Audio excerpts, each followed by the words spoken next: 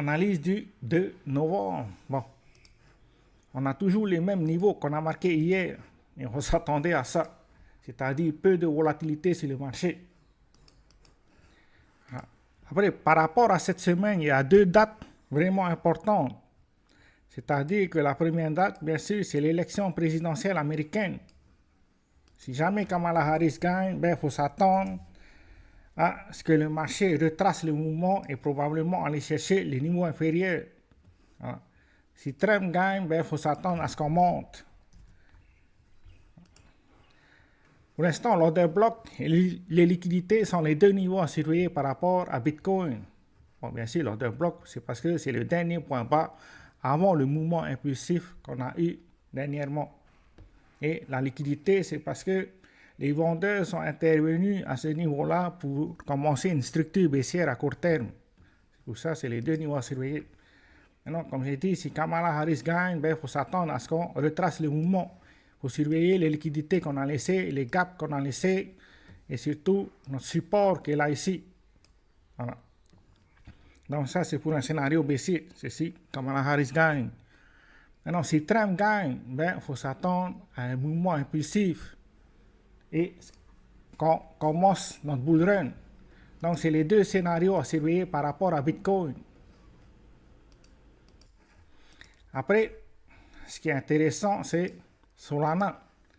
On va regarder le trade que je compte prendre par rapport à Solana. C'est un trade en swing trade, mais qui peut être une position trade, c'est-à-dire un trade qui va prendre des mois. Voilà, tout va dépendre de la structure du marché par rapport à Solana.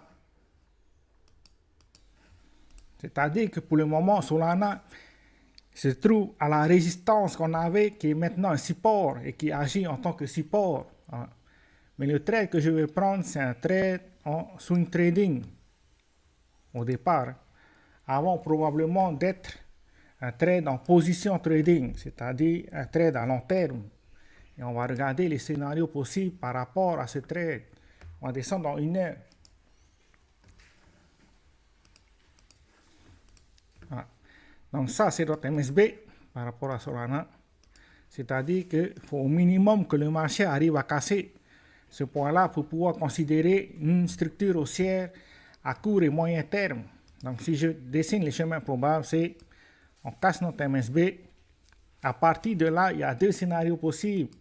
Soit on fait un fake out et on reprend notre structure baissière, ou bien soit on casse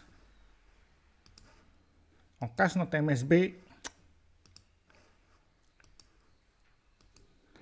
on fait un pullback pour venir combler les gaps et probablement toucher un order block avant de confirmer notre structure haussière.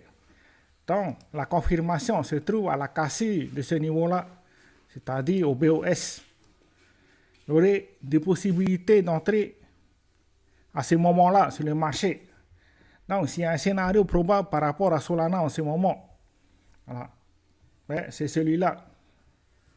Soit là, on fait un fake out et on reprend une structure baissière. Mais le deuxième scénario, c'est on fait un pullback avant de confirmer notre structure haussière. Voilà, c'est pour ça que Solana est très très intéressant en ce moment. Et si j'ai la possibilité de vous aider par rapport à ça, on va essayer de gagner cette année. Ciao, ciao.